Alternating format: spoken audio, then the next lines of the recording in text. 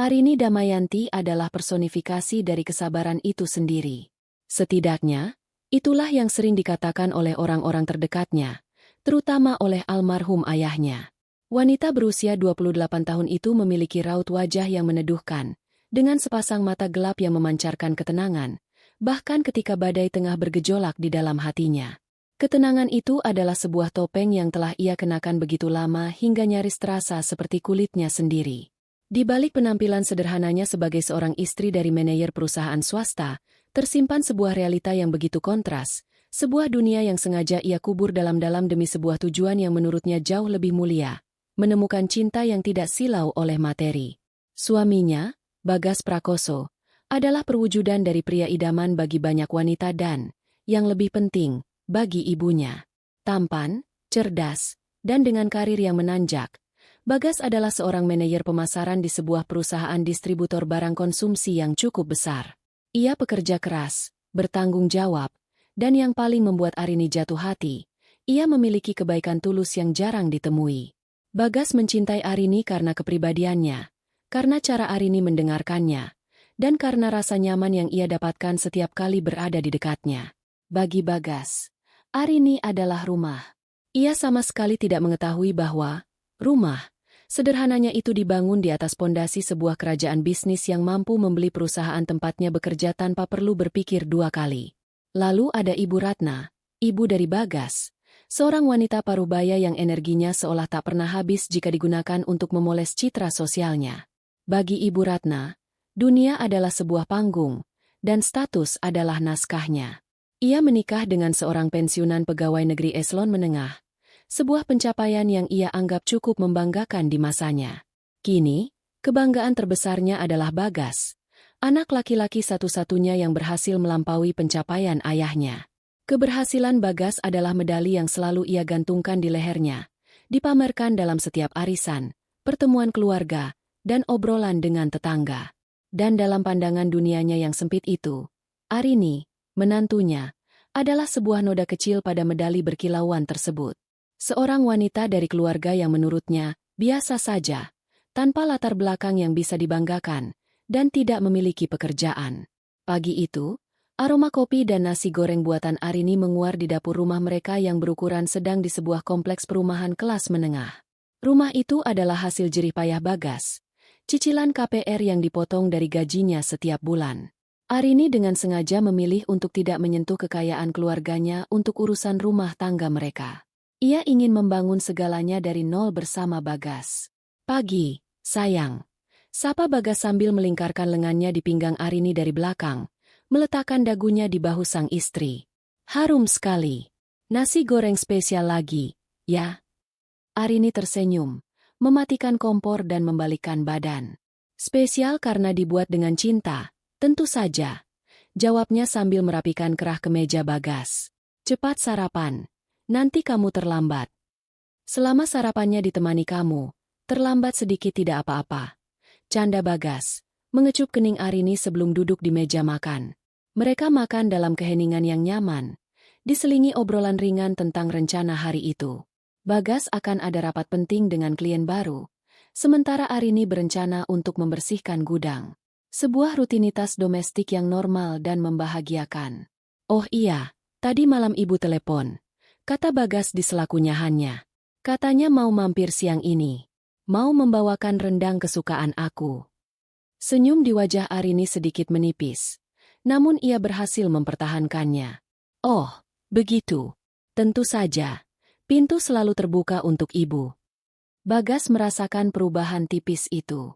Ia menghentikan makannya sejenak dan menatap Arini dengan lekat. Sayang, aku tahu kamu kurang nyaman dengan ibu. Tapi tolong, ya? Beliau hanya ingin memastikan aku baik-baik saja. Aku tahu, Mas. Aku tidak apa-apa, sungguh. Ujar Arini, suaranya tetap lembut. Ibu mertuaku, kan? Ibuku juga. Kalimat itu berhasil menenangkan Bagas. Ia tersenyum, menggenggam tangan Arini di atas meja. Terima kasih. Kamu memang istri yang paling pengertian. Arini hanya membalas dengan senyuman. Dalam hatinya, ia mempersiapkan diri untuk kunjungan Ibu Ratna. Kunjungan yang tidak pernah sekadar kunjungan, melainkan sebuah sesi inspeksi tak resmi. Tepat pukul 11 siang, suara klakson mobil sedan Jepang milik Ibu Ratna terdengar di depan rumah. Arini segera membukakan pintu, menyambutnya dengan senyum terhangat yang bisa ia berikan. "Siang, Bu. Silakan masuk." Sapanya sambil meraih tangan mertuanya untuk dicium. Ibu Ratna masuk tanpa membalas senyuman itu. Matanya langsung berkeliling, memindai setiap sudut ruang tamu. "Siang. Bagas sudah berangkat, kan?" "Sudah dari pagi, Bu. Ibu mau minum apa? Teh atau kopi?" "Tidak usah repot-repot. Ibu hanya sebentar," jawab Ibu Ratna. Meskipun ia langsung duduk di sofa seolah akan tinggal selama berjam-jam. Matanya berhenti pada sebuah lukisan pemandangan sawah yang tergantung di dinding. Lukisan itu belum diganti juga. "Ya? Kenapa tidak beli lukisan yang lebih modern? Yang abstrak atau apa? Begitu. Biar rumah ini kelihatan lebih berkelas sedikit." Arini menarik napas dalam-dalam, tanpa terlihat. "Bagas suka lukisan itu, Bu," katanya mengingatkan pada kampung halaman kakeknya. "Halah. Kenangan itu tidak membuat rumah jadi kelihatan mewah," cibir Ibu Ratna. Ia meletakkan rantang berisi rendang di atas meja. "Ini, rendang buat Bagas. Kamu panaskan saja nanti untuk makan malam. Pastikan apinya kecil, jangan sampai gosong." "Terima kasih, Bu. Pasti Arini siapkan yang terbaik untuk Mas Bagas." Ibu Ratna mengamatinya dari atas ke bawah. Arini hanya mengenakan daster batik rumahan yang nyaman. "Kamu seharian di rumah hanya pakai baju seperti ini, Arini? Coba sesekali dandan yang cantik. Pakai baju yang bagus. Suami itu manajer. Istrinya juga harus bisa menjaga penampilan. Jangan sampai nanti Bagas malu membawa kamu ke acara kantornya." Setiap kata adalah sebuah jarum kecil yang menusuk kesabarannya. Arini tahu betul cara berpakaian. Ia bisa saja membeli seluruh koleksi desainer ternama yang dipajang di Plaza Indonesia tanpa perlu melihat label harganya. Ia pernah menghadiri Paris Fashion Week bersama ibunya, duduk di barisan depan. Ironis kali kini ia dinasihati soal penampilan oleh ibu mertuanya yang tas tangannya saja merupakan produk tiruan kelas premium dari Mangga 2. "Iya, Bu. Nanti Arini perhatikan," jawabnya dengan kepatuhan palsu. "Dan soal pekerjaan," lanjut Ibu Ratna, kini masuk ke topik favoritnya. "Kamu tidak ada niat cari kerja? Apa saja? Jadi admin atau sekretaris? Mungkin? Supaya ada kegiatan. Tidak hanya di rumah menghabiskan uang suami. Lagi pula, kan, lumayan bisa bantu-bantu cicilan rumah. Kasihan Bagas kerja sendirian." Di saat yang bersamaan, ponsel Arini yang tergeletak di meja dapur bergetar. Sebuah pesan masuk dari Pak Tirtayasa, General Manager dari perusahaan induk milik keluarganya. Pesan itu singkat. "Bu Arini, proposal akuisisi lahan di koridor industri Cikarang sudah di meja saya. Nilainya 78 miliar rupiah. Mohon arahan untuk dieksekusi atau ditunda." Arini merasakan getaran ironi yang begitu kuat hingga hampir membuatnya tertawa. Di sini ia sedang dinasihati untuk mencari pekerjaan administrasi agar bisa membantu cicilan rumah. Sementara di ponselnya ada sebuah keputusan bisnis bernilai puluhan miliar rupiah yang menunggu persetujuannya. Dengan tenang, ia mengetik balasan. "Lanjutkan sesuai rencana, Pak Tirta. Pastikan semua aspek legal sudah sesuai prosedur. Terima kasih." Ia kembali ke ruang tamu, senyumnya tidak goyah sedikit pun. "Mungkin nanti Arini akan coba cari-cari, Bu. Terima kasih atas sarannya." Ibu Ratna tampak puas, merasa nasihatnya didengarkan. Ia berdiri, merapikan blus sutranya. "Ya sudah, Ibu pulang dulu. Jangan lupa rendangnya dipanaskan. Dan ingat pesan Ibu tadi. Jaga baik-baik Bagas. Dia itu aset paling berharga di keluarga ini." Setelah mobil mertuanya menghilang di ujung jalan, Arini akhirnya bisa mengembuskan napas yang sedari tadi ia tahan. Ia duduk di sofa yang barusan diduduki Ibu Ratna, memandang sekeliling rumahnya. Rumah sederhana ini adalah pilihannya. Pernikahan dengan Bagas adalah kebahagiaannya. Tapi Ibu Ratna adalah ujiannya. Sebuah ujian kesabaran yang entah sampai kapan bisa ia menangkan. Ia memejamkan mata, membayangkan wajah ayahnya yang tersenyum dan berkata, "Permata akan tetap menjadi permata, Nak, bahkan jika ia terbungkus lumpur sekalipun. Arini membuka matanya. Ia harus kuat, demi cintanya pada Bagas, dan demi janji pada dirinya sendiri. 2 minggu setelah kunjungan inspeksi itu, sebuah undangan datang melalui pesan WhatsApp dari Ibu Ratna. Bukan undangan biasa, melainkan sebuah pengumuman yang lebih terdengar seperti perintah. Ibu Ratna akan mengadakan arisan bulanan di rumahnya, dan kali ini temanya adalah kebaya dan batik klasik. Ia meminta Arini untuk datang bersama ibunya, Ibu Wati. Arini langsung tahu apa maksud di balik undangan yang tampak ramah itu. Ini bukan ajang silaturahmi. Ini adalah panggung pembantaian sosial yang telah disiapkan oleh ibu mertuanya.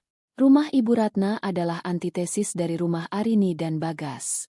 Terletak di kawasan yang lebih elit, rumah itu memiliki pilar-pilar besar di terasnya, lantai marmer yang selalu mengilap, dan perabotan kayu jati berukiran rumit yang memenuhi setiap ruangan.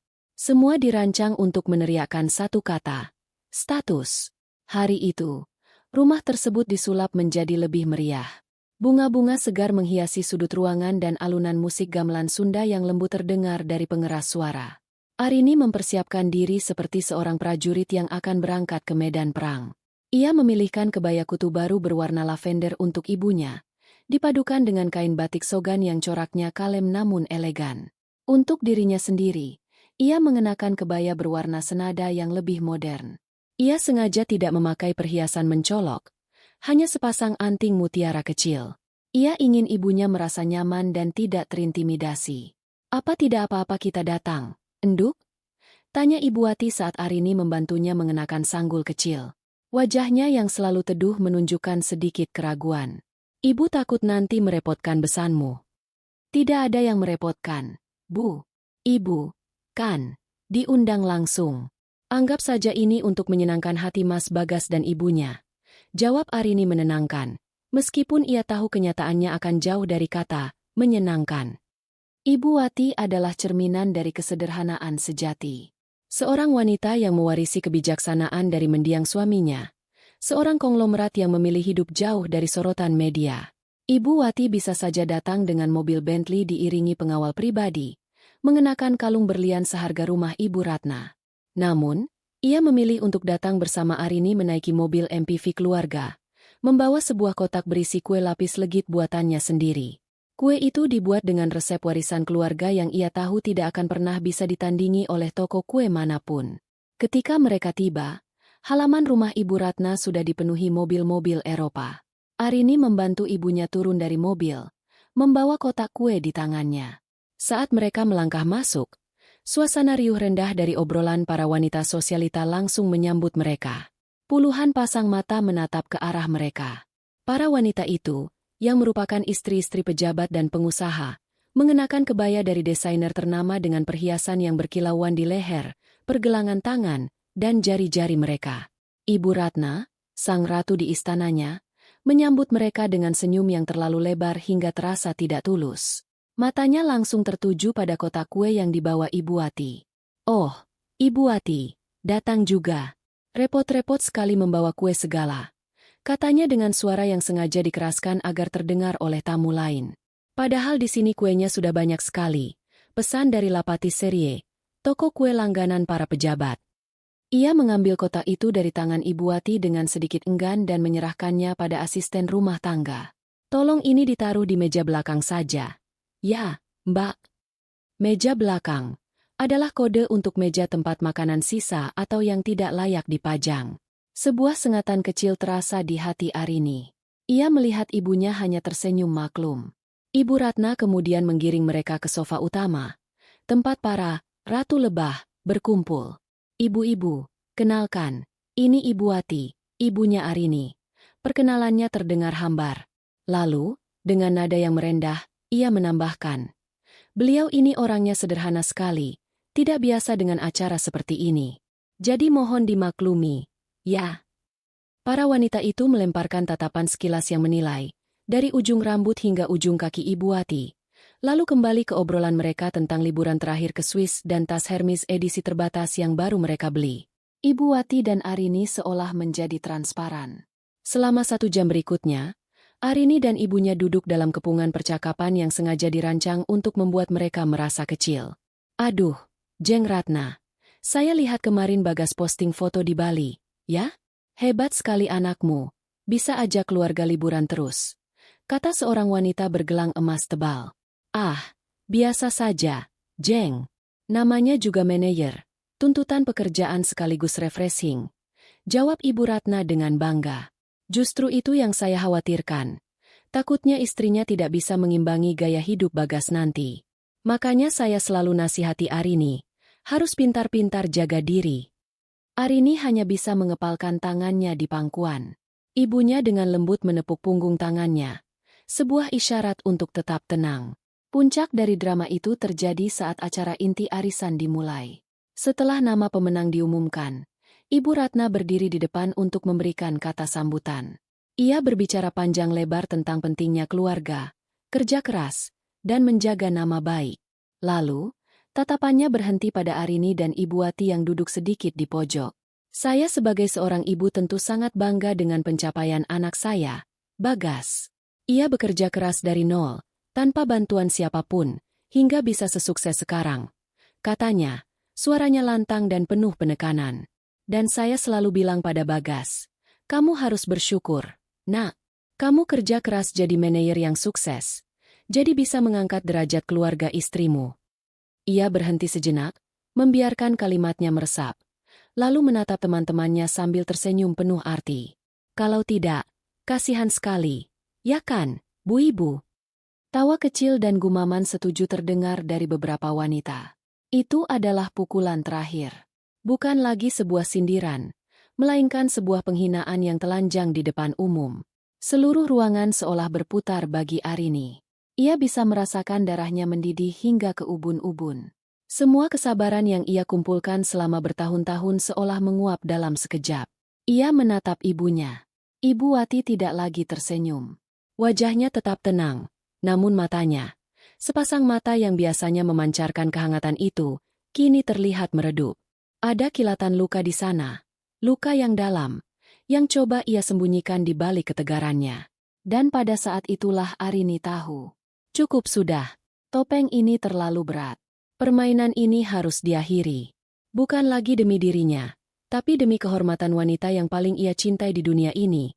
Wanita yang sedang duduk di sebelahnya, yang baru saja dilecehkan martabatnya hanya karena memilih untuk hidup sederhana.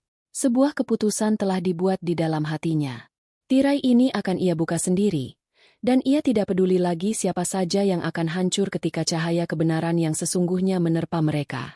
Perjalanan pulang dari rumah Ibu Ratna terasa lebih panjang dari biasanya. Tidak ada alunan musik dari radio, tidak ada obrolan ringan, hanya keheningan pekat yang mengisi ruang di dalam mobil. Arini mencengkeram kemudi begitu erat hingga buku-buku jarinya memutih.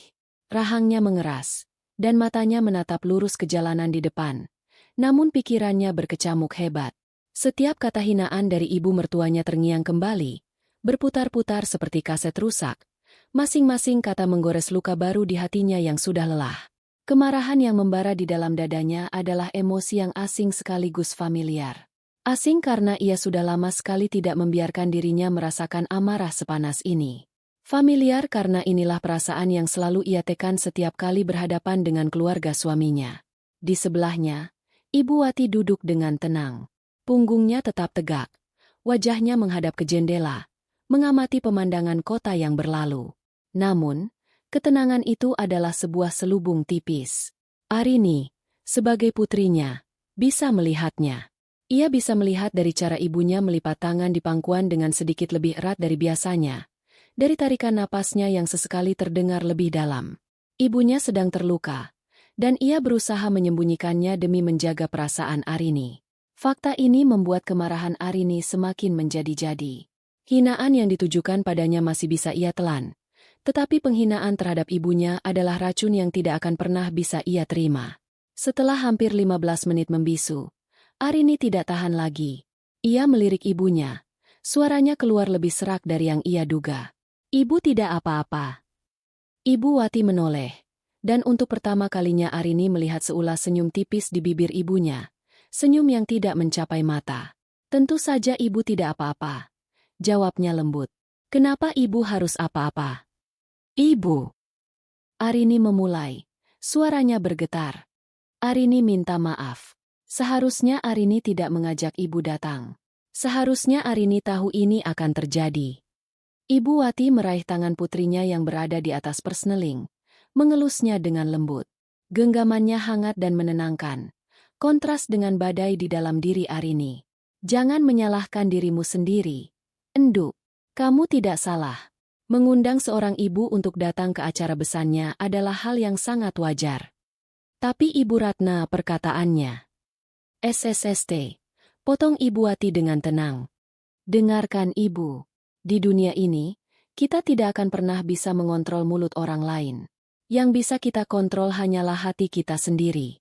Yang menghina tidak akan pernah menjadi mulia. Dan yang dihina tidak akan pernah menjadi hina, kecuali jika hati kita sendiri yang mengizinkannya. Ia berhenti sejenak. Tatapannya menerawang. Almarhum ayahmu pernah berkata, orang yang paling miskin adalah orang yang kekayaannya hanya berupa materi dan kesombongan.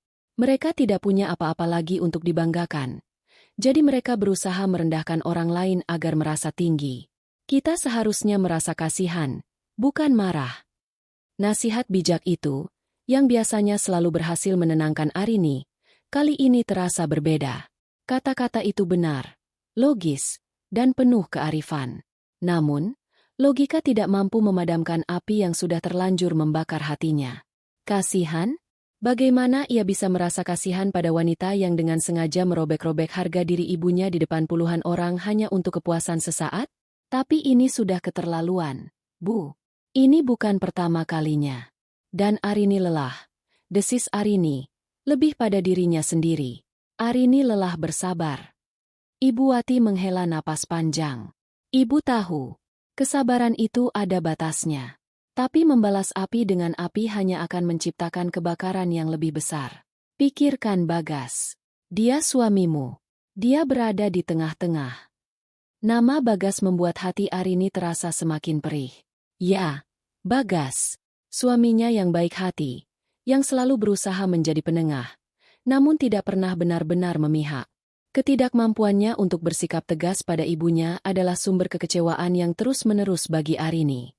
Mobil akhirnya tiba di depan kediaman Ibu Wati. Sebuah rumah besar bergaya kolonial modern yang tersembunyi di balik pagar tinggi dan taman yang rimbun. Rumah itu tampak asri dan tenang, jauh dari kesan pamer seperti rumah Ibu Ratna. Saat gerbang otomatis terbuka, seorang satpam tua membungkuk hormat. Arini memarkir mobil di garasi yang luas, di samping sebuah sedan mewah Eropa yang tertutup selubung kain. Mobil itu adalah salah satu koleksi almarhum ayahnya, yang jarang sekali digunakan. Seorang asisten rumah tangga bergegas keluar menyambut mereka. Selamat sore, Ibu, Non Arini. Sapanya dengan ramah. Sore, Bei Sumi. Tolong buatkan teh hangat untuk Ibu. Ya, pinta Arini. Di dalam rumah, suasana terasa lapang dan menenangkan. Dindingnya dihiasi lukisan-lukisan karya maestro Indonesia dan rak-rak buku yang menjulang tinggi hingga ke langit-langit. Ini adalah dunia Arini yang sebenarnya. Dunia yang ia tinggalkan demi sebuah kehidupan normal. Ibu Wati duduk di sofa bludru berwarna zamrud, melepaskan sanggulnya yang terasa kaku. Kamu tidak usah menginap. Pulanglah. Suamimu pasti sudah mau pulang kerja. Jangan biarkan masalah ini merusak hubungan kalian. Arini menatap ibunya lekat-lekat. Arini akan melakukan sesuatu tentang ini, Bu. Ibu Wati menatap balik. Matanya menunjukkan permohonan. Berjanjilah padaku, kamu tidak akan melakukan sesuatu yang akan kamu sesali nanti, Arini. Arini tidak menjawab. Ia hanya memeluk ibunya erat. Sebuah pelukan yang menyalurkan semua amarah, rasa bersalah, dan janji yang tak terucap. Setelah memastikan ibunya tenang, ia pun pamit pulang. Malam itu, suasana di rumah Arini dan Bagas terasa dingin. Arini hanya memasak dalam diam dan menyajikan makan malam tanpa sepatah kata pun. Bagas, yang baru pulang kerja dengan wajah lelah, langsung merasakan atmosfer yang ganjil. Kamu kenapa, sayang? Kok diam saja dari tadi? Tanya Bagas saat mereka duduk di meja makan. Arini meletakkan sendok dan garpunya. Ia menatap suaminya. Matanya yang biasanya hangat kini tampak dingin seperti es. Acara arisan di rumah ibumu tadi berjalan sangat meriah, katanya. Nadanya datar. Bagas tersenyum lega. Mengira itu adalah pujian. Oh ya? Syukurlah kalau begitu. Ibu pasti senang sekali. Maaf aku tidak bisa ikut. Rapatnya selesai sampai sore. Oh, ibumu lebih dari sekadar senang, Mas. Beliau adalah bintangnya. Terutama saat beliau memberikan pidato di depan semua teman-temannya. Lanjut Arini, penekanan sinis dalam suaranya tidak bisa lagi disembunyikan. Senyum Bagas memudar. Ia mulai mengerti arah pembicaraan ini. Apa yang ibu katakan? Arini menceritakan semuanya. Bukan dengan emosi yang meluap-luap, tetapi dengan ketenangan yang mengerikan. Ia mengutip setiap kata hinaan Ibu Ratna, menceritakan bagaimana ibunya dipermalukan di depan umum, bagaimana ia dan ibunya dijadikan bahan tertawaan. Wajah Bagas memucat. Ia meletakkan sendoknya. Nafsu makannya hilang seketika. Sayang, aku benar-benar minta maaf. Aku tidak tahu ibu akan bertindak sejauh itu. Aku minta maaf atas nama beliau. Permintaan maafmu tidak akan menghapus luka di hati ibuku. Mas, jawab Arini tajam. Ini bukan lagi soal aku. Ini soal ibuku. Wanita yang kamu panggil, ibu. Juga, yang kamu cium tangannya saat lebaran. Wanita itu dihina habis-habisan oleh ibumu sendiri. Aku akan bicara dengan ibu, aku janji. Kata Bagas dengan suara lirih, tampak sangat bersalah.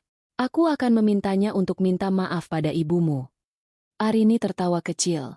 Tawa tanpa kegembiraan. Dan kamu pikir ibumu akan melakukannya? Yang benar saja. Mas, paling-paling kamu hanya akan memintaku untuk sabar lagi. Untuk maklum lagi. Maklumi saja. Sifat ibu memang begitu, kan? Itu kalimat andalanmu.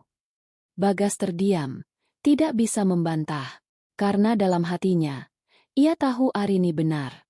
Menghadapi ibunya adalah hal yang paling sulit baginya. Aku lelah, Mas, kata Arini. Akhirnya menyuarakan apa yang ia katakan pada ibunya tadi. Ia berdiri dari meja makan. Aku lelah menjadi menantu yang baik. Aku lelah menjadi istri yang pengertian. Malam ini, untuk pertama kalinya, aku merasa sangat sendirian dalam pernikahan ini. Tanpa menunggu jawaban, Arini berjalan menuju kamar tidur dan menutup pintunya, meninggalkan Bagas yang termangu di meja makan, dikelilingi oleh makanan yang mendingin dan rasa bersalah yang menyesakan. Bagas tahu ia telah gagal. Ia gagal melindungi perasaan istrinya, dan ia gagal membela kehormatan ibu mertuanya. Malam itu, sebuah retakan kecil namun dalam muncul di pondasi pernikahan mereka. Keesokan paginya, telepon di rumah Ibu Ratna berdering tanpa henti.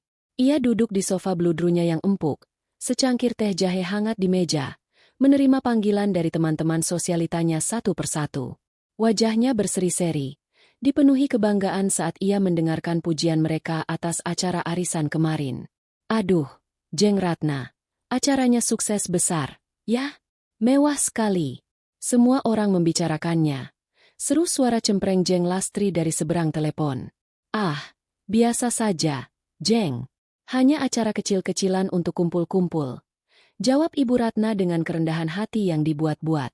Tapi aku kasihan juga lo lihat besanmu kemarin. Kelihatan sekali ya beda kelasnya. Seperti datang dari dunia lain. Lanjut Jeng Lastri, nadanya bergosip. Wajah Ibu Ratna mengeras sesaat. Namun ia cepat-cepat mengubahnya menjadi ekspresi prihatin yang palsu.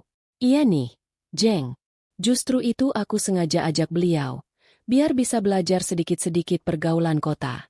Kasihan, kan? Makanya aku sebagai besan yang baik harus sering-sering membimbing menantuku juga, biar nanti tidak malu-maluin kalau diajak acara penting. Setelah menutup telepon, senyum di wajah Ibu Ratna memudar. Ia menatap kosong ke arah guci keramik besar dari Tiongkok yang ia beli dengan harga mahal. Penghinaan yang ia lontarkan kemarin memberinya kepuasan sesaat. Sebuah perasaan superioritas yang memabukkan. Namun, jauh di dalam lubuk hatinya, ada sebuah ruang kosong yang dingin, sebuah ketakutan lama yang tidak pernah benar-benar hilang. Ia bangkit dan berjalan menuju kamarnya. Dari dalam lemari kayu jatinya, ia mengeluarkan sebuah kotak tua yang terbuat dari kaleng biskuit. Di dalamnya ada beberapa lembar foto hitam putih yang sudah menguning. Ia mengambil salah satunya. Foto seorang gadis muda kurus dengan rambut dikepang dua, berdiri canggung di depan sebuah rumah gedek sederhana. Gadis itu adalah dirinya. Puluhan tahun yang lalu. Ingatannya melayang kembali ke masa lalunya. Ia terlahir dari keluarga miskin di sebuah desa terpencil. Setiap hari ia melihat ibunya bekerja sebagai buruh cuci. Tangannya kasar dan kulitnya terbakar matahari. Ia ingat bagaimana rasanya dipandang sebelah mata oleh anak-anak juragan tanah. Bagaimana rasanya mengenakan baju lungsuran yang kebesaran. Rasa malu dan terhina itu terpatri begitu dalam di benaknya. Pernikahannya dengan Prakoso, seorang pegawai negeri muda yang menjanjikan, adalah tiketnya untuk keluar dari kemiskinan. Namun, perjuangannya tidak berhenti di situ. Keluarga Prakoso, meskipun bukan kalangan ningrat, memandangnya dengan sebelah mata. Ia dianggap tidak berpendidikan, tidak tahu tata krama, dan tidak pantas bersanding dengan anak mereka. Ia ingat dengan jelas bagaimana ibu mertuanya dulu sering menyindirnya di depan keluarga besar. Persis seperti yang ia lakukan pada Arini dan ibunya kemarin.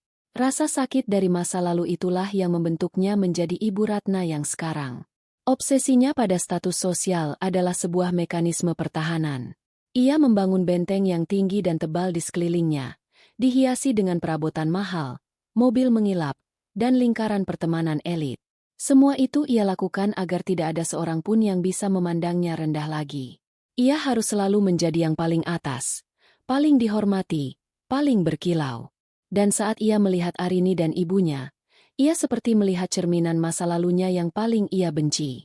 Kesederhanaan mereka, yang bagi orang lain mungkin terlihat sebagai keanggunan, di matanya adalah sebuah kelemahan, sebuah tanda kekalahan dalam pertarungan status sosial. Dengan merendahkan mereka, ia merasa seperti sedang menghancurkan hantu masa lalunya sendiri. Pikiran itu membuatnya merasa lebih baik, lebih kuat. Ia mengembalikan kotak kaleng itu ke dalam lemari, menguncinya rapat-rapat seolah sedang mengunci masa lalunya. Sekarang bukan waktunya untuk bernostalgia. Ada proyek yang lebih besar di depan mata. Perayaan ulang tahun pernikahan emasnya yang ke-50. Ini akan menjadi puncak dari semua pencapaiannya. Siang itu juga, ia pergi ke sebuah hotel bintang 5 termewah di kota untuk bertemu dengan seorang perencana acara terkenal.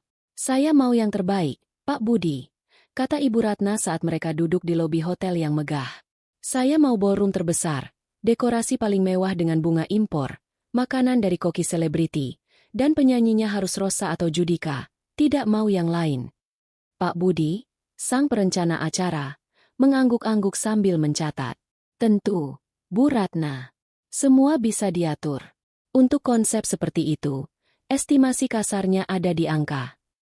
Ia menyebutkan sebuah nominal yang fantastis, cukup untuk membeli sebuah rumah sederhana. Ibu Ratna tidak gentar. "Uang bukan masalah," katanya dengan angkuh, meskipun dalam hatinya ia mulai menghitung-hitung dana pensiun suaminya dan tabungan yang ia kumpulkan. Mungkin ia harus meminta Bagas untuk ikut berkontribusi. Tentu saja Bagas akan mau, demi kebahagiaan dan harga diri ibunya. Malamnya, ia menyampaikan rencana besar itu kepada suaminya, Pak Prakoso, yang sedang membaca koran di beranda. "Ratna, apa tidak berlebihan?" tanya Pak Prakoso dengan nada lelah, setelah mendengar semua rencana gila istrinya. "Kita ini sudah tua. Kenapa tidak kita rayakan dengan syukuran sederhana di rumah saja? Undang anak yatim. Itu lebih barokah." Wajah Ibu Ratna langsung berubah masam. "Bapak ini tidak pernah mengerti," bentaknya. Suaranya naik beberapa oktav. "Ini bukan sekadar pesta. Ini soal harga diri. Ini soal menunjukkan pada semua orang bahwa keluarga kita ini berhasil, bahwa anak kita sukses. Bapak mau orang-orang terus meremehkan kita? Menganggap kita pensiunan yang tidak punya apa-apa?" Pak Prakoso menghela napas dan kembali menunduk menatap korannya. Ia sudah menyerah berdebat dengan istrinya sejak puluhan tahun yang lalu. Ambisi Ratna adalah api yang tidak akan pernah bisa ia padamkan. Melihat suaminya tidak membantah lagi, Ibu Ratna merasa menang. Ia kembali ke kamarnya, mengambil brosur dari hotel tadi. Matanya menatap denah ballroom dengan tatapan penuh ambisi. Sebuah kilau yang hampir terasa seperti demam. Pesta ini harus menjadi legenda. Pesta ini akan menjadi pembuktian terakhirnya. Dan ia tidak akan membiarkan siapapun, terutama bayang-bayang kesederhanaan dari keluarga besarnya, merusak mahakaryanya ini. Beberapa minggu berlalu dalam ketegangan yang dingin. Hubungan Arini dan Bagas terasa canggung. Mereka berbicara, mereka tidur di ranjang yang sama, mereka menjalani rutinitas. Tetapi ada sebuah jurang tak kasat mata yang kini memisahkan mereka. Bagas telah mencoba berbicara dengan ibunya, sebuah percakapan yang berakhir seperti yang sudah Arini duga. Ibu Ratna membela diri dengan 1001 alasan, memutarbalikkan fakta, dan pada akhirnya membuat Bagas merasa bersalah karena telah menyakiti perasaan ibunya. Hasil akhirnya adalah sebuah permintaan maaf yang hambar dari Bagas kepada Arini, tanpa solusi, tanpa ketegasan. Arini menerimanya dengan senyum tipis, tetapi hatinya semakin yakin bahwa ia harus menyelesaikan ini sendirian. Sementara itu, Ibu Ratna semakin tenggelam dalam euforia persiapan pesta ulang tahun pernikahan emasnya. Setiap hari ia sibuk menelepon vendor, memilih menu makanan, dan menyusun daftar tamu yang ia anggap paling bergengsi. Suatu sore, ia menelepon Arini dengan nada memerintah yang sudah sangat familiar. "Arini, besok siang kamu kosongkan jadwalmu. Ibu akan menjemputmu. Kita harus ke butik langganan ibu untuk mencari gaun yang pantas untukmu pakai di pesta nanti," katanya tanpa basa-basi. Arini, yang sedang membaca laporan pasar saham di tabletnya, menghela napas. "Tidak usah repot-repot, Bu. Arini sudah punya beberapa gaun yang bisa dipakai." "Tidak bisa," sergah Ibu Ratna. "Gaun-gaunmu itu terlalu sederhana. Ini bukan acara arisan biasa, Arini. Ini pesta termewah tahun ini. Semua orang penting akan datang. Penampilanmu mencerminkan citra Bagas dan keluarga kita. Ibu tidak mau kamu datang dengan baju yang memalukan." Arini ingin sekali menolak. Ingin sekali berkata bahwa ia bisa membeli seluruh isi butik itu jika ia mau. Tetapi ia teringat wajah suaminya yang tampak stres beberapa hari terakhir. Mungkin dengan menuruti keinginan kecil ini, ia bisa sedikit meredakan ketegangan. "Baik, Bu. Besok Arini tunggu." Keesokan harinya, Arini mendapati dirinya duduk di kursi penumpang mobil Ibu Ratna. Mertuanya itu mengemudi dengan semangat sambil tak henti-hentinya berceloteh tentang betapa megahnya pestanya nanti, siapa saja pejabat yang sudah konfirmasi akan datang, dan betapa iri teman-temannya. Arini hanya menanggapi dengan gumaman singkat. Pikirannya melayang ke tempat lain. "Kita lewat jalan protokol saja," kata Ibu Ratna tiba-tiba, memutar kemudi ke arah yang berbeda dari jalan menuju butik yang ia sebutkan. "Biar kamu lihat sedikit pemandangan kota. Jangan hanya di rumah terus. Wawasanmu jadi sempit." Arini tahu ini bukan soal wawasan. Ibu Ratna sengaja melewati kawasan bisnis dan perbelanjaan termewah di kota, sebuah cara untuk pamer secara tidak langsung. Mobil mereka melaju pelan melewati deretan butik desainer internasional dan gedung-gedung pencakar langit yang berkilauan. Lalu, di sebuah persimpangan, mobil mereka berhenti karena lampu merah. Tepat di sebelah kiri mereka, berdiri sebuah bangunan megah dengan fasad kaca dan baja yang futuristik. Di atasnya terpampang sebuah nama yang ditulis dengan huruf platinum yang elegan. Prestige Auto Gallery. Itu adalah showroom mobil mewah terbesar dan termewah di kota, bahkan mungkin di seluruh negeri. Di dalamnya, berjejer mobil-mobil eksotis yang harganya bisa digunakan untuk membiayai puluhan pesta seperti yang direncanakan Ibu Ratna. Itu adalah bisnis inti dari kerajaan yang dibangun oleh almarhum ayah Arini. "Lihat itu, Arini," desah Ibu Ratna dengan tatapan penuh damba, menunjuk ke arah showroom itu. "Mobil-mobil para dewa. Coba bayangkan kalau kita bisa kenal dengan pemiliknya. Hidup kita pasti akan jauh lebih mudah. Mungkin Bagas bisa dapat proyek besar dari mereka, atau setidaknya diundang ke acara-acara privat mereka. Itulah yang namanya koneksi. Arini, orang kaya berteman dengan orang kaya." Arini merasakan ironi yang begitu pahit di dalam hatinya hingga terasa seperti asam di kerongkongannya. Ia hanya diam, menatap lurus ke depan. Dan pada saat itulah, momen yang paling ia takuti terjadi. Dari pintu kaca otomatis showroom itu, muncullah sesosok pria berjas mahal yang sangat Arini kenal.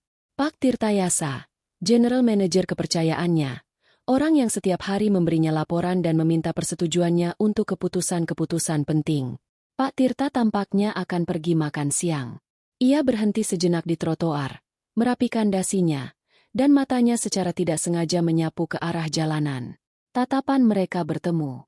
Arini melihat ekspresi kaget di wajah Pak Tirta, yang dengan cepat berubah menjadi senyum penuh hormat. Pria parubaya itu secara refleks menegakkan badannya dan mulai melangkah ke arah mobil Ibu Ratna, jelas dengan niat untuk menyapa atasannya. Ia bahkan sudah mulai sedikit membungkukkan badannya, sebuah gestur hormat yang biasa ia lakukan. Mulutnya mulai terbuka, membentuk kata, Bu Presdir. Dunia Arini seolah berhenti berputar. Jantungnya berdebar begitu kencang hingga ia takut Ibu Ratna bisa mendengarnya. Ini adalah akhir dari segalanya.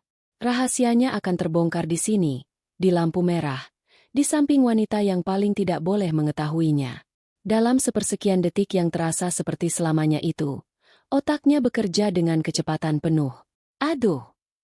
Arini tiba-tiba memekik sambil memegangi kepalanya dengan kedua tangan. Ibu Ratna tersentak kaget. Kenapa kamu? Kepala saya, Bu, pusing sekali, tiba-tiba berputar. Rengek Arini. Suaranya dibuat lemah. Ia sengaja merebahkan tubuhnya ke sandaran kursi dan menundukkan kepalanya dalam-dalam seolah sedang menahan sakit yang luar biasa. Aksi itu efektif menyembunyikan wajahnya dari pandangan Pak Tirta sekaligus menciptakan pengalihan yang sempurna. Hah? Kamu ini ada-ada saja. Tadi baik-baik saja, omel Ibu Ratna. Perhatiannya kini 100% teralih pada Arini. Ia menepuk-nepuk pipi Arini dengan panik. Ini pasti karena kamu kurang makan sayur. Atau jangan-jangan masuk angin? Lemah sekali fisikmu ini. Di luar mobil, Pak Tirta yang cerdas itu langsung menangkap sinyalnya. Ia melihat, bosnya sedang dalam situasi privat, mungkin sedang tidak enak badan, dan jelas tidak ingin diganggu. Dengan profesionalisme yang terlatih, ia menghentikan langkahnya, mengubah arah tubuhnya seolah-olah ia memang berniat berjalan ke arah lain sejak awal, dan dengan cepat berbalik badan masuk kembali ke dalam showroom. Ia bingung, tapi ia tahu kapan harus mundur. Lampu lalu lintas berubah hijau. Ibu Ratna, sambil terus mengomel tentang betapa merepotkannya Arini, menginjak pedal gas dan melajukan mobilnya menjauhi persimpangan neraka itu. Gara-gara kamu, kita batal ke butik. Sudah, Ibu antar kamu pulang saja.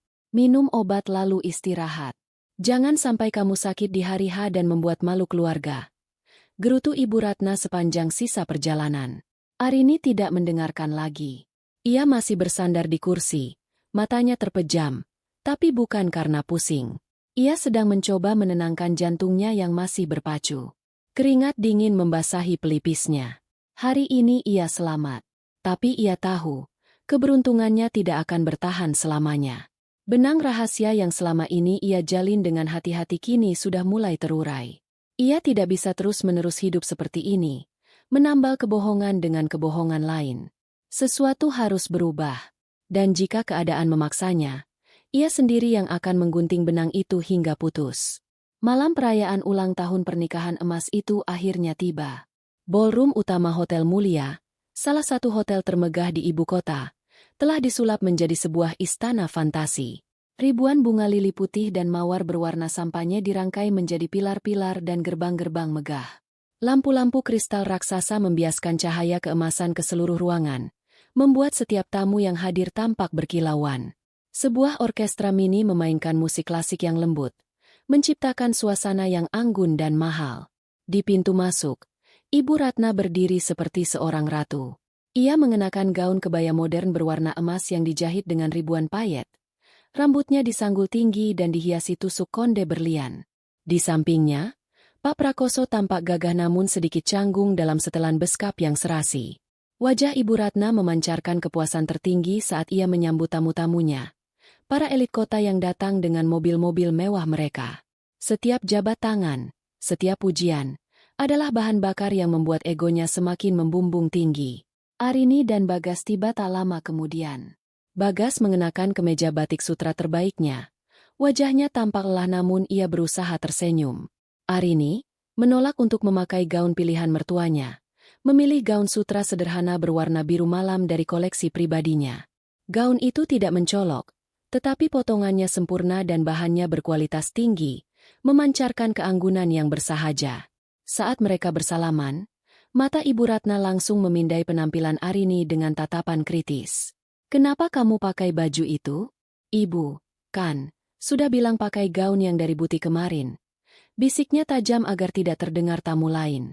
Gaun ini lebih nyaman, Bu, jawab Arini dengan tenang. Nyaman, nyaman. Ini pesta, bukan mau tidur. Cibir Ibu Ratna sebelum memaksakan senyum saat seorang tamu penting mendekat. Arini menarik napas panjang dan berjalan masuk ke dalam ballroom, menggandeng lengan Bagas. Ia bisa merasakan atmosfer penindasan yang sama seperti saat arisan, hanya saja dalam skala yang 100 kali lebih besar. Teman-teman Ibu Ratna menatapnya dengan pandangan meremehkan yang sama. Beberapa bahkan terang-terangan berbisik sambil melirik ke arahnya. Tak lama, ibunya, Ibu Wati, tiba. Beliau datang sendiri, diantar oleh sopir pribadinya yang langsung ia minta pulang. Dengan kebaya brokat berwarna hijau giok yang klasik dan selendang batik tulis halus, Ibu Wati tampak sangat anggun dan berwibawa. Namun, di tengah lautan kemewahan yang agresif ini, keanggunan yang tenang itu justru dianggap sebagai kesederhanaan yang ganjil. Ibu Ratna menyambut pesannya itu dengan basa-basi yang dingin sebelum segera meninggalkannya untuk menyapa istri seorang jenderal. Arini segera menghampiri ibunya. Ibu tidak apa-apa. Ibu baik-baik saja. Enduk, pestanya indah sekali, kata Ibu Wati, mencoba mengapresiasi. Tapi Arini tahu ibunya merasa tidak nyaman. Puncak acara pertama adalah sebuah kejutan dari Ibu Ratna untuk putranya. Tiba-tiba, lampu ballroom meredup dan sebuah layar raksasa di belakang panggung menyala, menampilkan siaran langsung dari lobi depan hotel. Di sana, terparkir sebuah sedan Jerman berwarna hitam metalik yang dihiasi pita merah besar. Ibu Ratna mengambil mikrofon. Bagas, anakku sayang, katanya dengan suara bergetar yang dibuat-buat. Sebagai seorang ibu, tidak ada yang lebih membahagiakan selain melihatmu sukses. Dan pria sukses sepertimu pantas mendapatkan kendaraan yang bisa merepresentasikan statusmu. Terimalah hadiah kecil ini dari ayah dan ibu. Para tamu bertepuk tangan meriah. Bagas tampak sangat terkejut dan sedikit malu. Ia dipaksa naik ke panggung untuk menerima replika kunci mobil dari ibunya. Momen itu terasa sangat canggung. Itu adalah sebuah pertunjukan kekuasaan yang jelas dari Ibu Ratna, sebuah deklarasi kepada dunia. Lihat, aku adalah ibu yang hebat yang bisa memberikan semua ini untuk anakku. Setelah keriuhan mereda, tibalah saatnya untuk pidato utama. Ibu Ratna kembali ke panggung. Kali ini dengan Pak Prakoso di sisinya. Ia berbicara tentang perjalanan pernikahannya, tentang suka dan duka. Kemudian, ia mulai berbicara tentang keluarga dan rasa syukur. Tatapannya menyapu ke seluruh ruangan, sebelum akhirnya berhenti dan tertuju tajam pada Arini dan Ibu Wati yang duduk di satu meja. Kebahagiaan terbesar kami sebagai orang tua adalah melihat anak kami, Bagas, tumbuh menjadi pribadi yang bertanggung jawab dan sukses. Katanya. Suaranya terdengar nyaring di keheningan ballroom. Ia bisa memberikan yang terbaik untuk keluarganya, dan juga membantu kami sebagai orang tuanya. Termasuk memberikan hadiah mobil tadi, sebagai bukti cinta dan baktinya. Arini mengerutkan kening. Ibu Ratna baru saja memutarbalikkan fakta. Ia mengklaim mobil itu adalah pemberian dari Bagas, bukan darinya.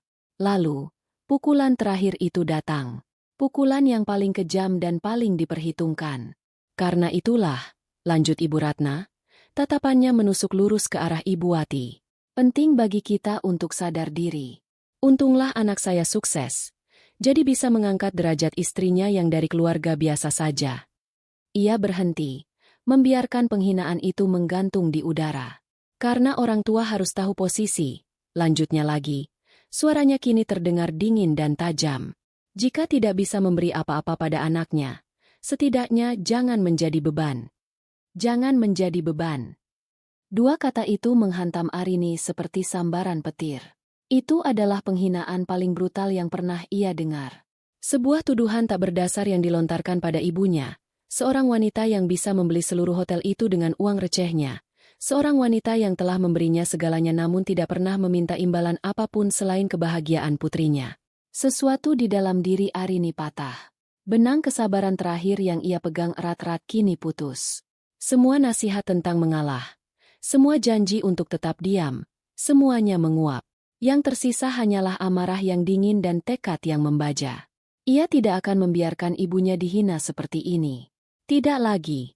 Ia menatap ibunya. Wajah Ibu Wati pias. Matanya yang teduh berkaca-kaca karena luka yang tak tertahankan. Di sebelahnya, Bagas duduk membeku. Wajahnya pucat pasi.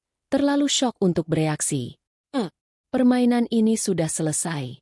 Dengan ketenangan yang menakutkan, Arini meletakkan serbet kainnya di atas meja. Ia berdiri, gaun biru malamnya tampak kontras di tengah lautan emas dan perak. Semua mata kini tertuju padanya. Ibu Ratna, yang masih di atas panggung, menatapnya dengan bingung dan sedikit kesal. Arini tidak mengatakan apa-apa.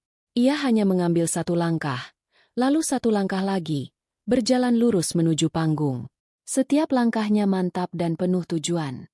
Tirai kemewahan yang palsu ini akan ia robek sendiri. Malam ini, detik ini juga.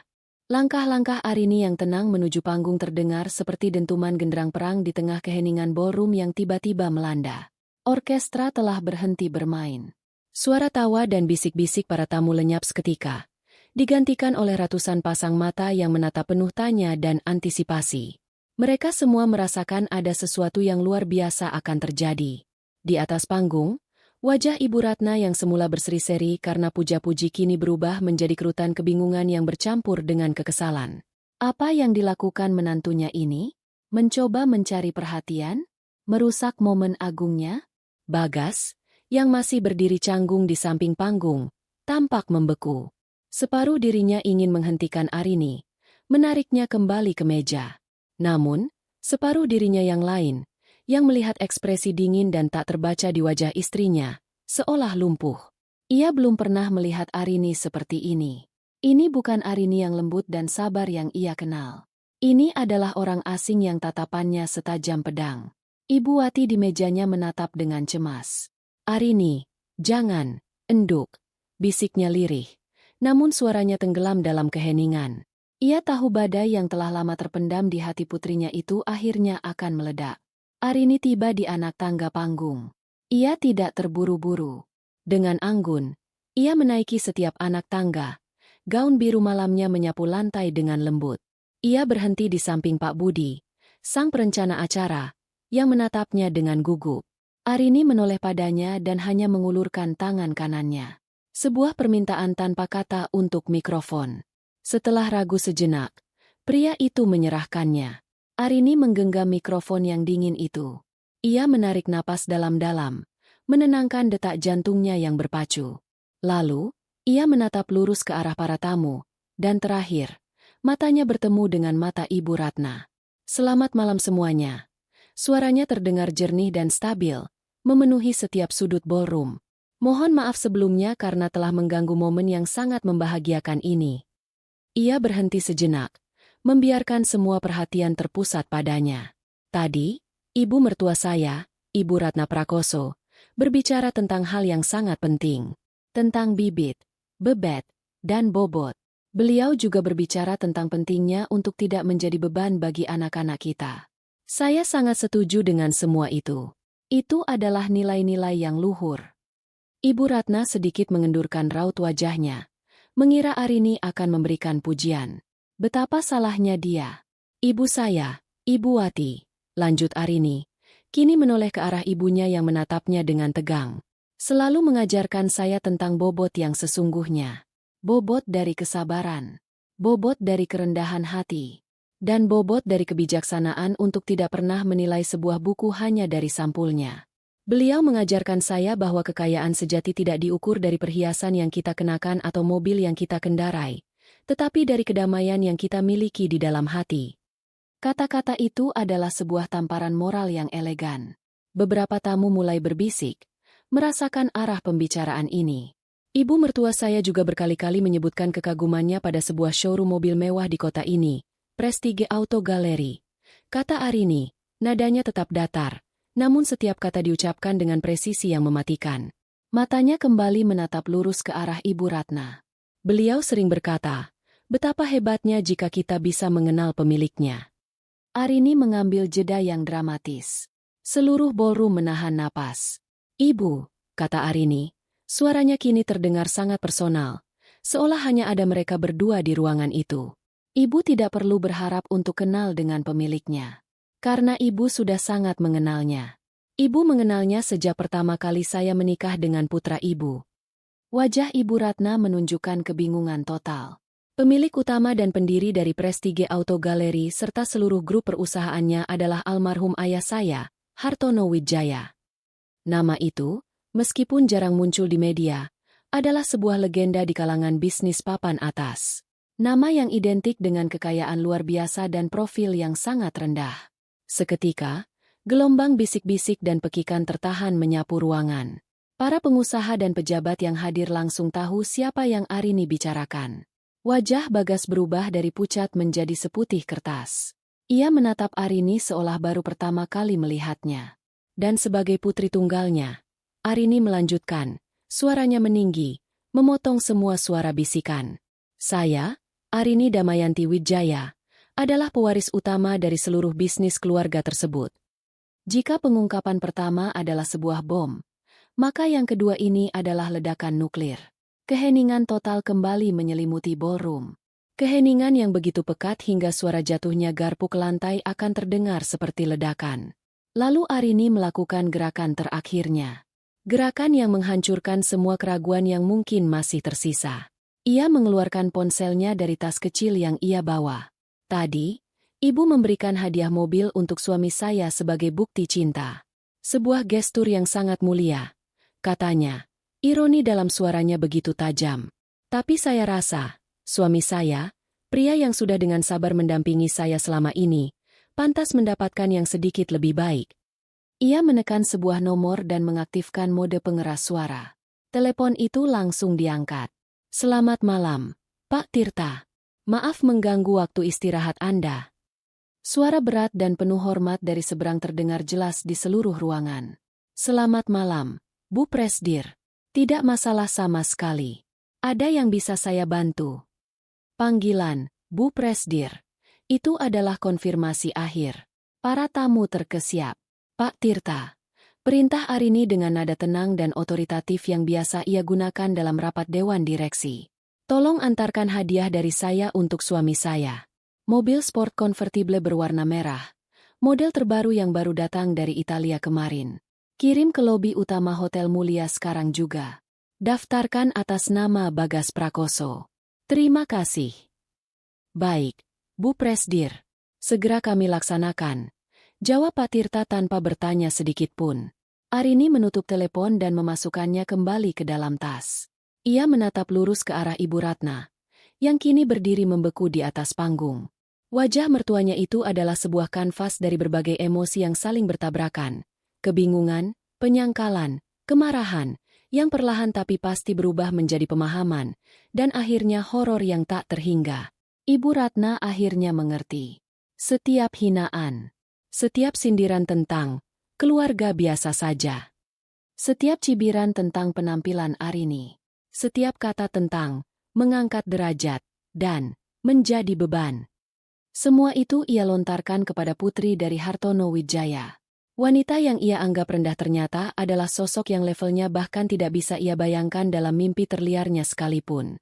Kesombongannya, kebanggaannya, seluruh bangunan citra diri yang ia bangun selama puluhan tahun, hancur berkeping-keping dalam hitungan detik.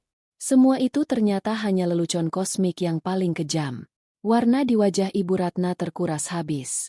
Senyum penuh kemenangan yang tadi terpasang kini luruh, digantikan oleh topeng pucat pasi dari kengerian mutlak. Dunianya runtuh di atas panggungnya sendiri. Kebenaran adalah sebuah beban. Dan bagi Ibu Ratna, beban itu terlalu berat untuk ditanggung. Tepat saat realita menghantam kesadarannya dengan kekuatan penuh, matanya yang tadi menatap kosong tiba-tiba berputar ke atas. Ia terhuyung ke belakang. Tangannya mencengkeram dada seolah ada sesuatu yang meremukannya dari dalam. Sebuah erangan lirih keluar dari bibirnya sebelum kakinya lemas dan tubuhnya ambruk ke lantai panggung dengan suara gedebuk yang mengerikan. Ratna! Pekik Pak Prakoso. Suaranya pecah karena panik. Ia segera berlutut di samping istrinya yang tak sadarkan diri. Seketika, ballroom yang tadinya hening senyap meledak dalam kekacauan. Para tamu menjerit kaget. Kursi-kursi bergeseran saat orang-orang berdiri untuk melihat apa yang terjadi. Musik yang seharusnya menjadi penutup acara tergantikan oleh teriakan panik dan seruan. Panggil dokter. Cepat panggil ambulans. Bagas, yang tadinya membeku seperti patung, tersentak hidup oleh jeritan ayahnya. Ibu, teriaknya, dan ia pun berlari ke atas panggung, mendorong beberapa orang yang menghalangi jalannya. Ia berlutut di sisi lain ibunya, mengguncang-guncang bahunya dengan putus asa. Ibu, bangun, Bu. Di tengah-tengah kekacauan itu, Arini masih berdiri di tempatnya, beberapa langkah dari tubuh mertuanya yang terbaring. Mikrofon sudah terlepas dari genggamannya. Matanya menatap pemandangan di depannya dengan ekspresi yang sulit diartikan. Ada secercah kepuasan melihat kesombongan itu akhirnya runtuh, tetapi ada rasa bersalah yang menusuk saat melihat penderitaan nyata di wajah Bagas dan ayah mertuanya. Ia ingin ini berhenti. Ia ingin penghinaan ini berhenti. Tapi ia tidak pernah menginginkan ini terjadi. Tidak dengan cara seperti ini. Kemenangannya terasa hampa, dingin, dan penuh penyesalan. Saat itulah, sebuah tangan yang hangat dan kokoh menyentuh lengannya. Arini menoleh dan mendapati ibunya, Ibu Wati, sudah berada di sampingnya. Wajah ibunya tampak sedih, tetapi juga penuh kekuatan. Ibu Wati tidak mengatakan apa-apa. Ia tidak menyalahkan, tidak juga memuji. Ia hanya mengambil tangan Arini, menggenggamnya erat, dan menatap putrinya dengan tatapan yang mengatakan, Ibu di sini bersamamu. Dengan lembut, Ibu Wati membalikan badan Arini, melindunginya dari pemandangan yang menyakitkan itu dan dari ratusan tatapan penasaran para tamu. Ayo, Enduk, kita turun, bisiknya, lalu menuntun Arini menuruni panggung, menjauh dari pusat badai yang baru saja diciptakan oleh putrinya. Tak lama kemudian, suara sirene ambulans meraung-raung semakin dekat, menambah hiruk-pikuk di lobi hotel. Tim medis bergegas masuk dengan tandu, membawa Ibu Ratna pergi, diikuti oleh Pak Prakoso dan Bagas yang panik. Pesta telah berakhir dengan cara yang paling tragis. Ruang tunggu unit gawat darurat rumah sakit terasa dingin dan steril. Bau antiseptik menusuk hidung. Hanya ada 4 orang yang duduk di sana, terpisah dalam kebisuan yang menyiksa. Pak Prakoso duduk membungkuk, wajahnya ditutupi kedua tangannya, bahunya bergetar karena isak tangis yang tertahan. Di seberangnya, Arini dan Ibu Wati duduk berdampingan. Dan di sudut lain, Bagas berdiri bersandar ke dinding, lengannya terlipat di dada, matanya menatap tajam ke arah Arini. Setelah hampir 1 jam dalam keheningan yang menyesakan, Bagas akhirnya bergerak. Ia berjalan menghampiri Arini. Setiap langkahnya terasa berat. Ia berhenti tepat di depan istrinya. Kenapa? Suara Bagas keluar dengan serak, penuh dengan emosi yang campur aduk. Ada kemarahan, kebingungan, rasa sakit, dan pengkhianatan di sana. Kenapa kamu melakukan ini, Arini? Kenapa kamu tidak pernah memberitahuku? Arini mendongak, menatap mata suaminya. Memberitahumu apa, Mas? Bahwa aku kaya? Apa itu akan mengubah sesuatu? Apa itu akan membuat ibumu berhenti menghinaku dan ibuku? Tentu saja akan mengubah segalanya. Balas Bagas, suaranya meninggi. Aku tidak akan membiarkan ibu. Kamu tidak akan membiarkan ibumu apa? Potong Arini, suaranya kini terdengar dingin. Kamu tidak pernah bisa menghentikannya. Mas, selama ini, aku sudah mencoba bertahan. Aku mencoba menjadi menantu yang baik, istri yang penurut. Aku menelan semua hinaannya karena aku mencintaimu. Tapi tadi malam, dia menghina ibuku. Dia menyebut ibuku sebagai beban di depan ratusan orang. Batas kesabaranku sudah habis. Tapi tidak dengan cara seperti ini. Seru Bagas, frustrasinya memuncak. Kamu mempermalukan kami semua. Kamu menghancurkan ibuku. Ibumu yang menghancurkan dirinya sendiri dengan kesombongannya. Balas Arini, kini berdiri menghadapi suaminya. Aku hanya mengatakan kebenaran. Apakah mengatakan kebenaran itu sebuah kesalahan? Cukup. Suara Ibu Wati yang tenang namun tegas memotong perdebatan mereka. Sudah cukup saling menyalahkan. Lihat ayah mertuamu. Pikirkan kondisi ibumu. Ini bukan waktunya untuk bertengkar. Masalah ini bisa kita bicarakan nanti, saat kepala kalian sudah sama-sama dingin. Perkataan Ibu Wati berhasil membungkam mereka. Bagas mundur selangkah. Napasnya masih memburu karena marah. Arini kembali duduk, merasakan seluruh energinya terkuras habis. Saat itu, seorang dokter keluar dari ruang perawatan. Mereka semua serentak berdiri dan menghampirinya. "Bagaimana keadaan istri saya, Dok?" tanya Pak Prakoso dengan suara gemetar. Dokter itu menatap mereka satu persatu dengan wajah serius. Ibu Ratna mengalami serangan stroke iskemik, kemungkinan besar dipicu oleh syok emosional yang hebat. Kami sudah memberikan penanganan awal dan kondisinya saat ini stabil. Namun, serangan ini telah menyebabkan kelumpuhan di sisi kiri tubuhnya dan juga mempengaruhi kemampuan bicaranya. Masih terlalu dini untuk mengatakan seberapa parah kerusakannya secara permanen. Dunia seolah runtuh menimpa mereka. Stroke, kelumpuhan, kerusakan permanen. Kata-kata itu menggema di telinga Arini. Badai telah berlalu, tetapi kehancuran yang ditinggalkannya nyata dan mengerikan. Kemenangan yang ia raih terasa begitu pahit. Harga dari sebuah kebenaran ternyata jauh lebih mahal dari yang pernah ia bayangkan. Hari-hari berikutnya terasa seperti berjalan di dalam kabut tebal yang dingin. Rumah sakit menjadi latar panggung baru bagi drama keluarga mereka. Sebuah panggung yang jauh lebih sunyi namun 1000 kali lebih berat daripada ballroom hotel yang gemerlap. Koridor steril, aroma disinfektan, dan suara mesin monitor detak jantung yang monoton menjadi musik pengiring dari babak kehidupan mereka yang paling sulit. Ibu Ratna menempati sebuah kamar perawatan privat di lantai VIP.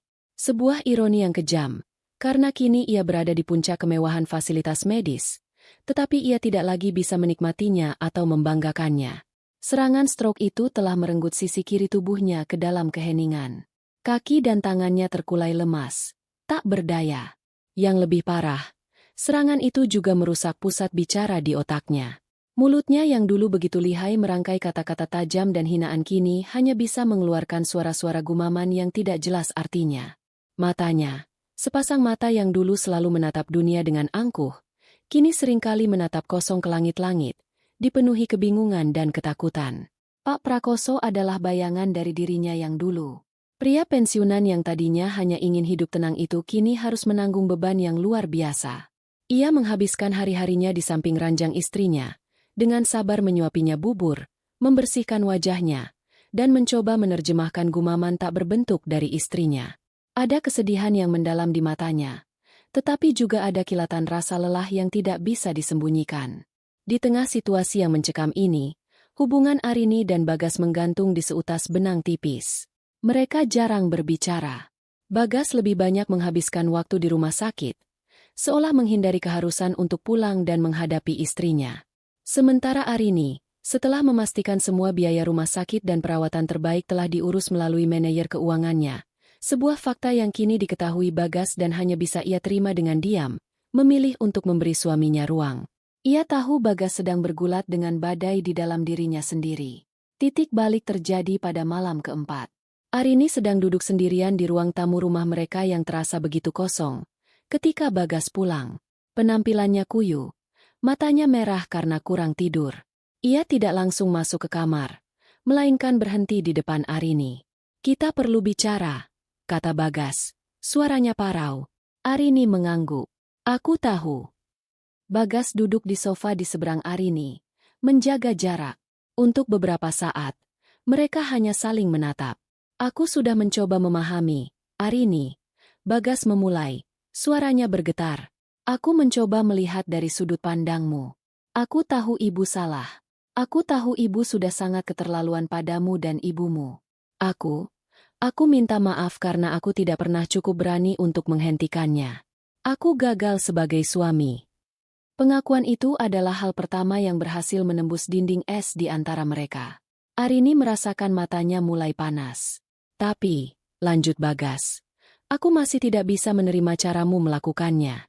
Kamu menyimpan rahasia sebesar ini dariku, dari suamimu sendiri.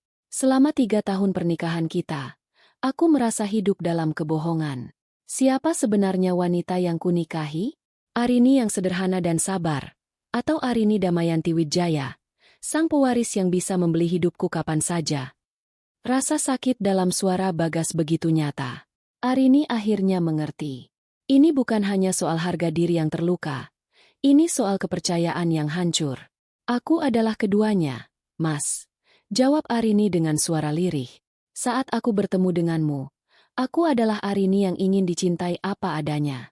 Bukan karena nama belakang atau kekayaan keluargaku. Ayahku selalu khawatir aku akan mendapatkan pria yang hanya mengincar harta. Jadi saat aku bertemu denganmu, seorang pria yang baik, tulus, dan pekerja keras, aku merasa menemukan apa yang aku cari.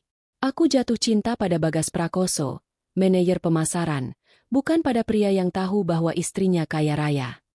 Ia menarik napas dalam-dalam. Aku tidak pernah berniat membohongimu selamanya. Aku hanya menunggu waktu yang tepat. Tapi waktu yang tepat itu tidak pernah datang. Setiap kali aku ingin jujur, aku melihat betapa bangganya kamu dengan pencapaianmu sendiri. Rumah ini, mobil kita, semua yang kita bangun bersama dari gajimu. Aku tidak ingin merusak kebanggaanmu itu dengan mengatakan bahwa semua itu sebenarnya tidak ada artinya dibandingkan dengan apa yang aku miliki. Aku takut kamu akan merasa kecil, merasa pernikahan kita tidak seimbang. Jadi kamu lebih memilih aku terlihat seperti orang bodoh. Sela Bagas, nadanya tajam. Orang bodoh yang tidak tahu apa-apa, yang membiarkan ibunya menghina wanita yang sebenarnya jauh lebih berkuasa darinya. Bukan begitu, seru Arini. Air matanya akhirnya jatuh. Aku hanya ingin melindungimu. Melindungi pernikahan kita. Tapi aku salah. Seharusnya aku lebih mempercayaimu. Seharusnya aku tahu kamu lebih kuat dari itu. Aku minta maaf, Mas. Aku benar-benar minta maaf karena tidak jujur padamu. Keheningan kembali menyelimuti mereka. Bagas menundukkan kepalanya, memijat pelipisnya. Pengakuan dan permintaan maaf Arini yang tulus membuatnya luluh. Amarahnya perlahan surut, digantikan oleh pemahaman yang menyakitkan. Ia sadar, ia juga punya andil besar dalam semua ini. Jika saja ia lebih tegas pada ibunya sejak awal, jika saja ia lebih peka terhadap luka hati Arini, mungkin bom waktu ini tidak akan pernah meledak sedahsyat itu. Aku juga minta maaf, bisik Bagas akhirnya, mengangkat kepalanya. Matanya basah. Aku minta maaf karena terlalu pengecut untuk membelamu. Aku membiarkan egoku dan rasa takutku pada ibu menyakitimu berulang kali. Mungkin kita berdua sama-sama salah. Itu adalah sebuah awal. Sebuah pengakuan bersama yang rapuh namun penting. Malam itu, untuk pertama kalinya sejak insiden di pesta, mereka berbicara dari hati ke hati, memungut kepingan-kepingan kepercayaan mereka yang berserakan.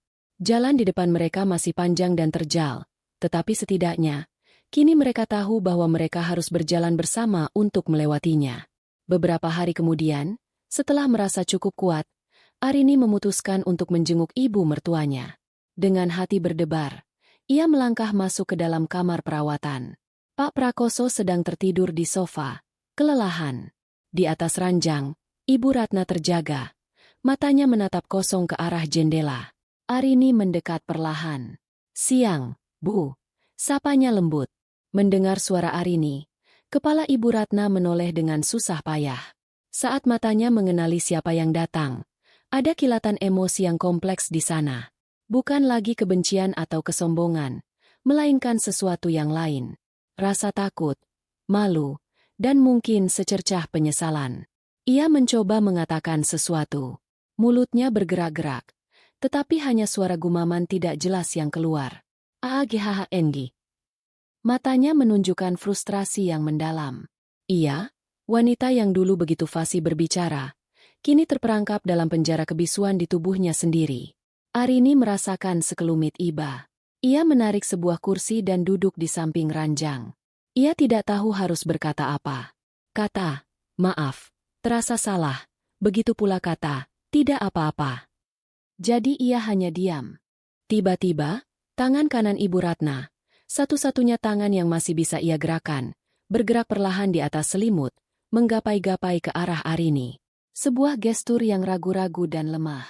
Arini menatap tangan itu, lalu menatap wajah mertuanya. Dan untuk pertama kalinya, ia melihat sebuah permohonan di mata wanita itu. Bukan permintaan maaf, belum sampai sejauh itu. Tapi sebuah permohonan untuk dimengerti, sebuah pengakuan kekalahan.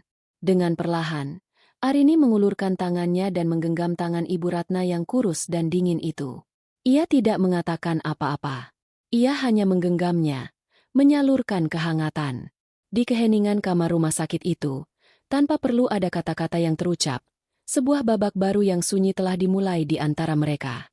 Sebuah hubungan yang tidak lagi dibangun di atas kepalsuan dan status, melainkan di atas puing-puing kehancuran dan kenyataan yang pahit. 6 bulan berlalu.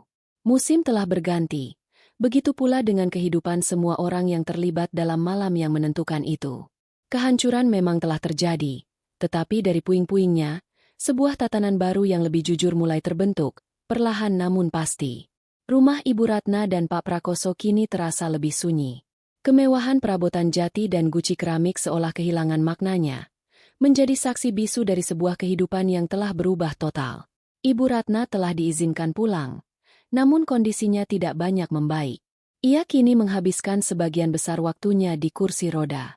Kemampuan bicaranya sedikit kembali, tetapi hanya sebatas kata-kata tunggal yang terbata-bata. Makan. Minum. Sakit.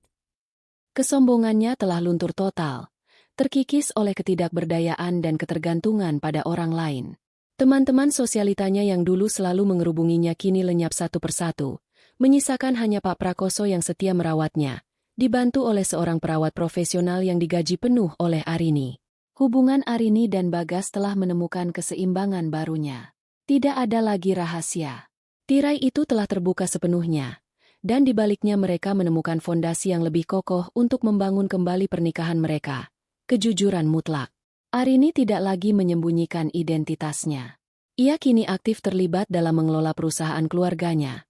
Seringkali memimpin rapat dewan direksi atau terbang ke luar negeri untuk negosiasi bisnis. Bagas, setelah melewati fase syok dan penyesuaian diri yang sulit, justru menemukan kelegaan. Beban untuk menjadi satu-satunya pencari nafkah yang sukses telah terangkat dari pundaknya. Ia tetap bekerja di perusahaannya, bukan karena butuh uangnya, tetapi karena ia mencintai pekerjaannya. Ia bangga melihat istrinya menjadi sosok pemimpin yang kompeten dan dihormati.